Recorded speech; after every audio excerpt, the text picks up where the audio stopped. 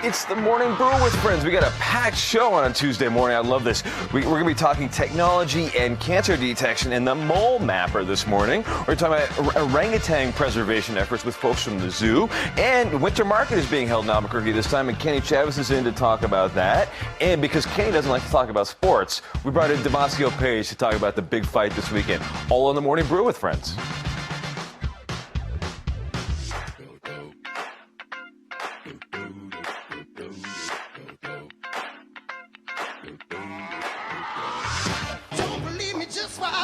It's the Morning Brew with friends, and we're here with Kenny. And I know you don't like to talk about sports. You don't follow. You just don't follow that stuff. Not really. We have to because Lee's a big football fan here, our floor director. And if we don't talk about the Cowboys and how bad they are, I think he gets a little hurt. I understand. But first things first this morning, it is time for headlines on the Morning Brew, brought to us by our friends, the Tony and Guy Hairdressing Academy.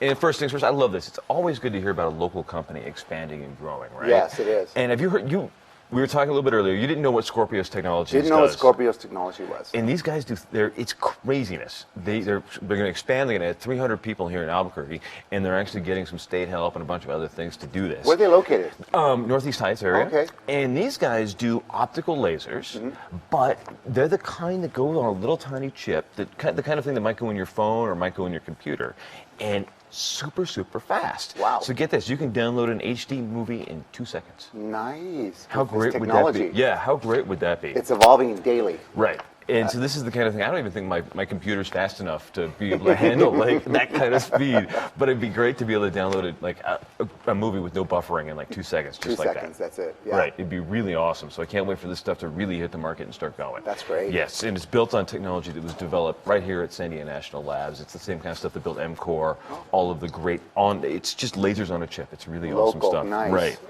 But this is weird.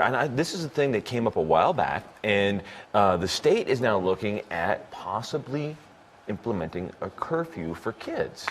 There used to be one here in Albuquerque a long time ago. Didn't fly, did it?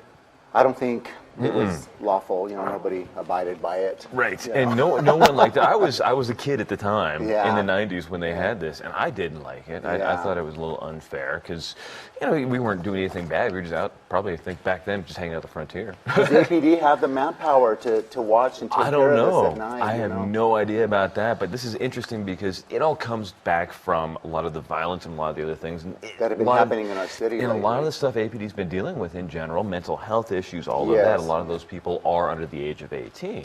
So basically there's two factions, and it's going to be a big hot topic, I think, in the legislative session coming up in January. Okay. Republicans are saying we want a curfew for kids and just make it illegal to be out after 10.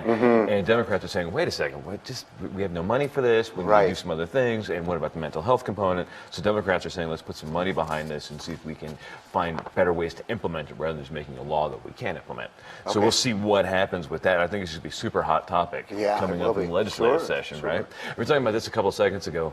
Do you have a passport? I have a passport. You do? Mine expired.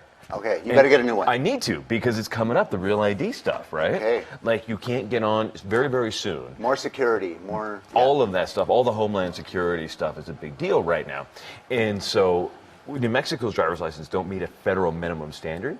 And we need to figure out a way to either make that happen or all of us need to get passports. One or the other. We need to get a federally issued ID. Right. And they're trying to figure something out. And if it doesn't get hammered out in legislative session this year, New Mexicans might not even be able to get on planes. Oh, wow. Which is crazy. Yeah. So we're trying to figure out what's going to happen with that. It's just becoming a super hot topic right now as everybody's talking about legislative stuff coming up. And this is very interesting. And I've been following this personally. I think this is an interesting case. So the Supreme Court actually overheard this the other day. Have you been paying attention to all the stuff going on with P&M and the coal-fired plant up north? A little bit. A little bit. Yes, So this is a picture of the Four Corners plant up north, and that's the coal-fired power plant. That's where most of our electricity comes from. And P&M wants to shut down 2 of those big smokestacks on this thing. And of course, the issue has become very politicized. It's become super interesting, and the regulatory body that's watching it is now being accused of being super political.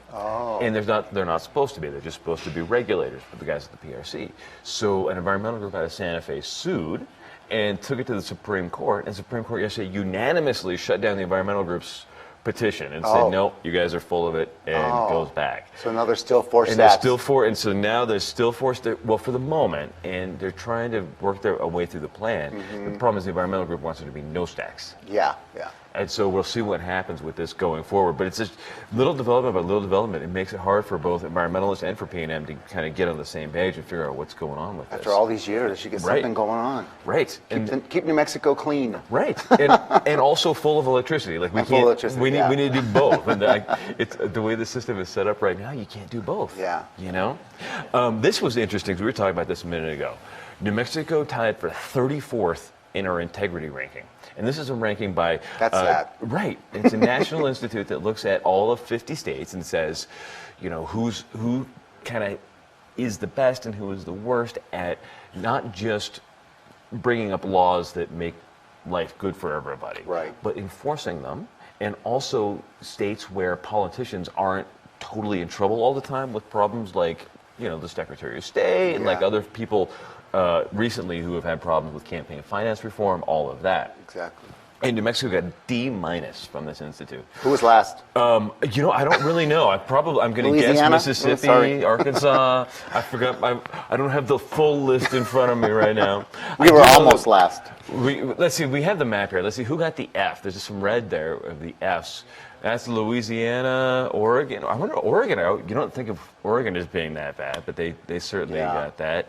And Oklahoma and Louisiana, Michigan.